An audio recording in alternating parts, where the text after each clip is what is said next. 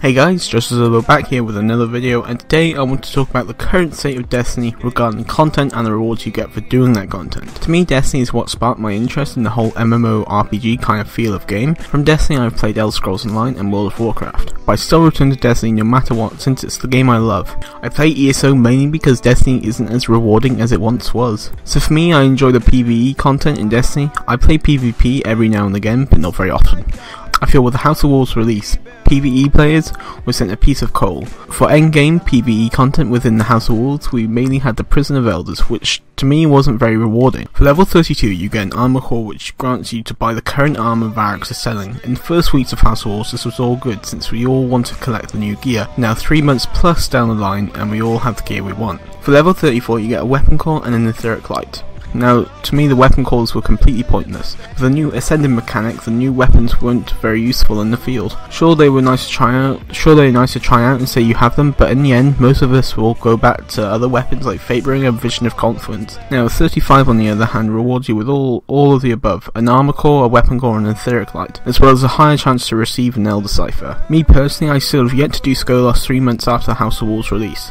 This is because the loot to me is not worth it. The only reason I would do it now is because of the special emblem you get at the Taken King's release for completing certain tasks, as well as a possible Elder Cipher drop, as well as a ship emblem shader from the big chest. But that's it, no other rewards from Prison of Elders other than the chest which I just said, which only drops Queen's weapons which are still not very good. I just feel this isn't enough. I know I'm complaining about this a month before Taken King releases, but I thought I would basically review House of Wolves content. Now PvP endgame content is completely different. You have the new maps and Trials of Osiris. I have only ever reached Lighthouse once, but it was still a fun journey. Theoretically you can earn about 9 etheric light from going 9-0 3 times in Trials of Osiris. How much do you get from Prison of Elders for more hard work?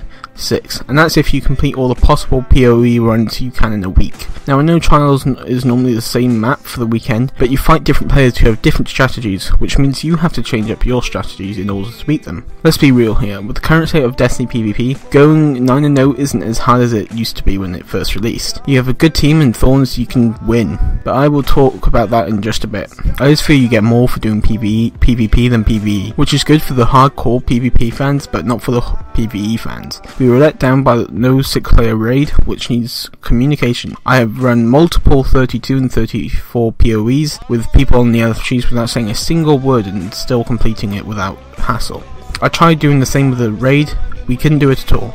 We all plugged in our mics and we did it without a sweat. Now onto general PvP within Destiny right now. How many times do you think you get killed by a Thorn, Last Word and a blinking shotgun in a single match? At least once I've found. The current meta within Destiny PvP is hand cannons and shotguns, which is no fun. There are so many guns in Destiny which I love to use in PvP, but sadly it's filled with Thorns and Last Words. The gameplay in my last video with the Cirrus was in Iron Banner as a level 34. I was still killing people quite well, but the fact that Thorn does 87 to the head and then 7 DOT, it makes it very irrelevant. The glitch with Last Word where you can hit 100 plus damage to the head whilst ADS is very annoying when you're not getting thorned to death. I know the release of the Taken King will change this completely.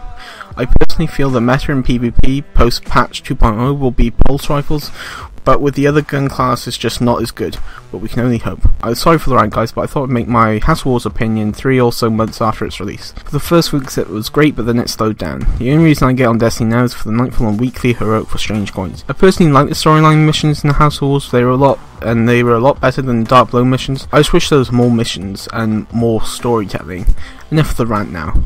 Tell me in the comments below what you felt about the House of Wolves in general. Anyway guys, I hope you have enjoyed this video. My name has been Just A Zolo, and I'll see you guys again soon. Goodbye.